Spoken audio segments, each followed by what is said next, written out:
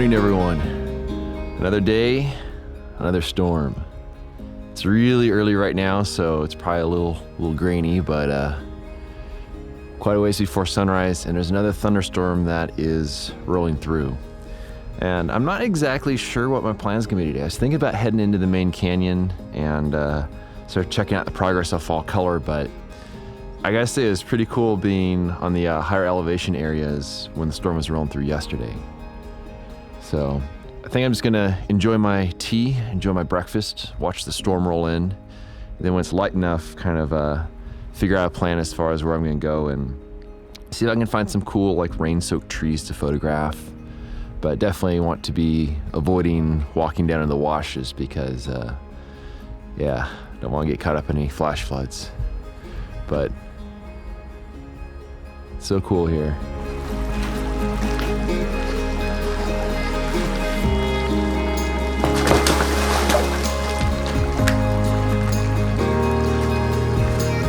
While I was wandering around, I found a scene that's gonna be pretty cool, I think.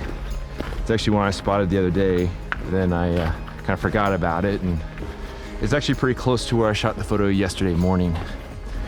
And there's actually a pretty good storm on the way. I hear a little bit of thunder and the clouds are getting really dark. And the area I'm going it isn't a wash, but it's a side wash. There's a lot of high ground, and I watched it flood yesterday. And it really wasn't that big of a flow of water going through it, so there's no way I would have any issues if it floods. But it's this really cool dead tree with some really kind of orangey, yellowy maples. And I'm gonna see if I can get a composition on it and then see if the light cooperates, because it's actually pretty good right now. Overcast will actually be just fine for this.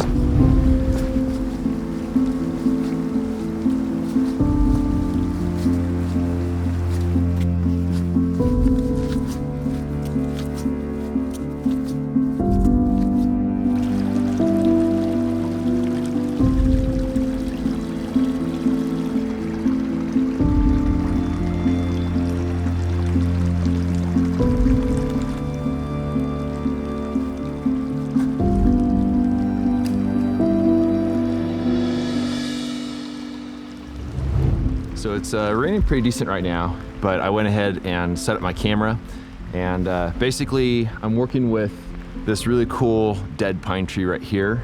It's kind of shrouded by these really nice maples. So I set up a vertical composition, normal lens, just framing from kind of the bottom of the tree down there, all the way up about as far as I could get.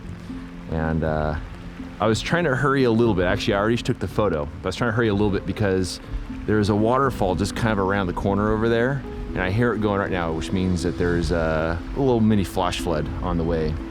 And I wanted to make sure I could get a photo with just minimal water in the foreground, because maybe it'll look a little murky and weird if there's too much water flowing through there. So I kind of rushed it a little bit. Hopefully I made all the right decisions. But now I hear the water picking up right now. There's just a little bit more of a trickle working its way down the little stream bed here.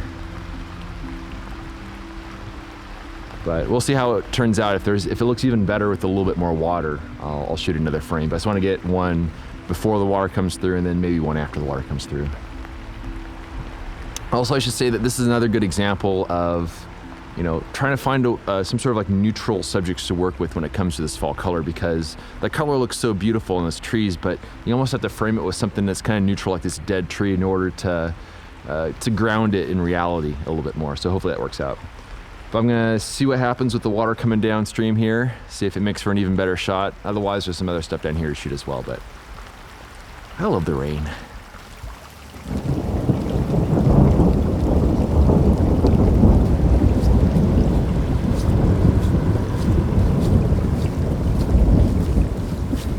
So I went ahead and packed up my camera because it's getting really dark.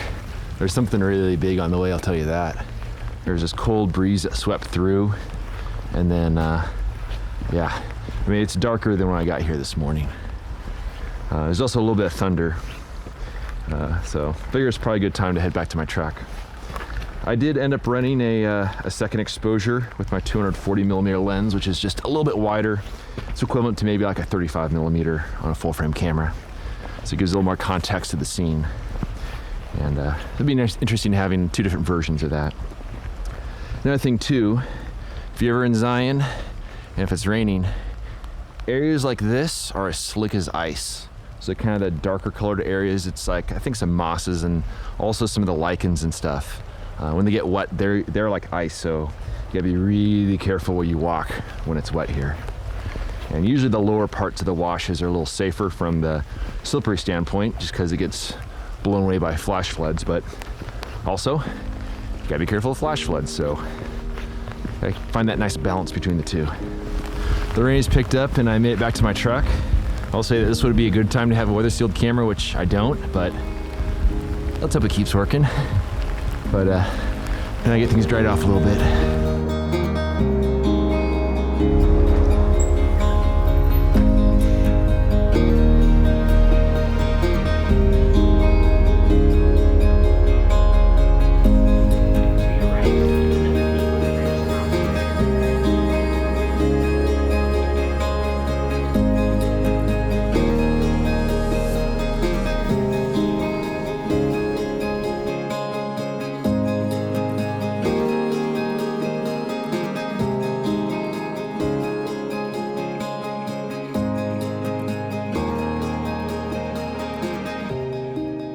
Well, I went back to camp and decided to take the shuttle into the main canyon. This is the first time I've been to the main canyon on this trip. And I know it's still gonna be really early, but I at least wanted to kind of see the progress of color, just to make sure I'm not missing anything. I think it's probably because it's been rainy today, but man, it was extra busy for the shuttle system. I think people were just, going from one stop to the next and not really sticking around very long and getting back on. So the logistics of me using the shuttle system is a little tricky, mostly because it's kind of hard with this pack.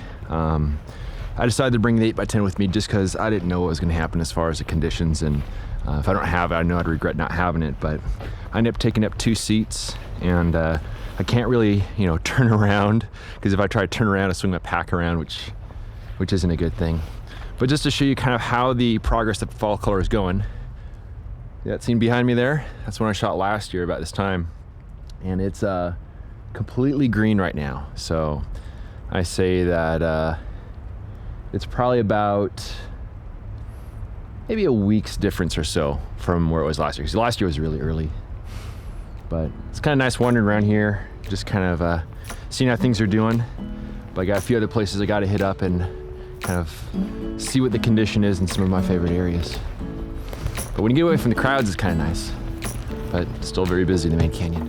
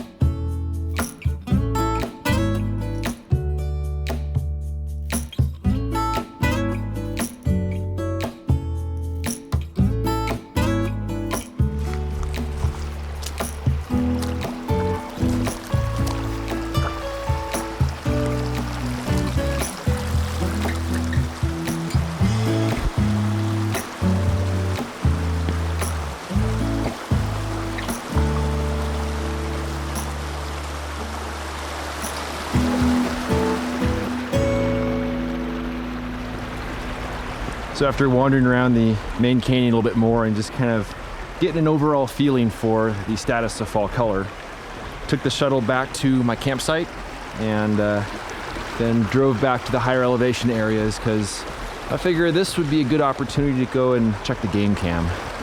There's probably about 3 hours or so until sunset. It's just so nice just wandering along this stream up here, which is flowing pretty good. And again, I'm just being careful not to step on any sand or anything that might leave some footprints for other people. But it's so cool up here. Let's go see what the game cam got.